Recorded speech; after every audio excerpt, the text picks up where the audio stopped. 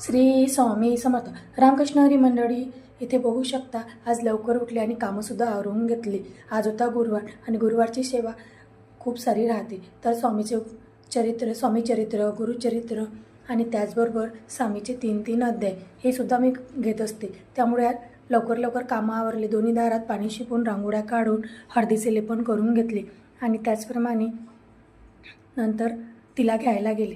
तिला सुटायला वेळ होता तर थोडं गार्डनमध्ये बाकड्यावर बसले आणि गार्डनमधला सुंदर असा वातावरणाचा आस्वाद घेतला. इथे बघू शकता इतकं प्रसन्न आणि शांत हवा सुटली होती की खूप पॉझिटिव्हिटी वाटत होती.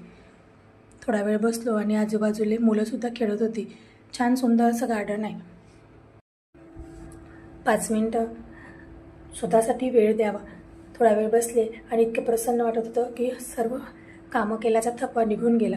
इथे बघू शकता कबूतर छान दाणे खात होते आणि साईबाबाच इथे मंदिर होतं. आज जातो ते काय हनुमानाचं मंदिर. तर दुरून असं दर्शन घेतलं आणि बघू शकता झाडाखाली आहे हे मंदिर. छान थंडगार वाटत होतं आणि हे आहे साईबाबा आणि हनुमानाचं मंदिर दोन्ही एकत्र आहे. आणि निघालो घराकडे. आणखी रस्त्यात एक मंदिर लागलं तर असं वाटलं की ते मंदिर देवीचं आहे, पण ते सुद्धा हनुमानाचं मंदिर निघालं. असो, अहोनी मात्र शेतातून खूप सारे आंबे आणले होते. तर आंब्याचा वेगवेगळा प्रकार करणं चालू होतं. तर आंब्याची भाजी, आंब्याची लुंजी आणि आंब्याची कढीसुद्धा केली. इथे बघू शकता मी आज गुरुवारची पूजा झालेली आहे.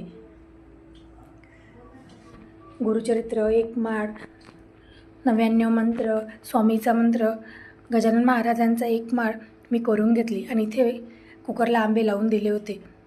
छान काढून घेतले आणि रईनं घोटून कढीला फोडणी दिली. संध्याकाळी गुरुवार होता त्यामुळे स्वामीच्या केंद्रात गेलो. जिथे मी सुरुवातीला एक व्हिडिओ टाकला होता स्वामीचं मंदिर दिसलं तेच पुन्हा गेलो आणि दर्शन त्याचं होतं. कसं वाटलं व्हिडिओ नक्की कमेंट बॉक्समध्ये.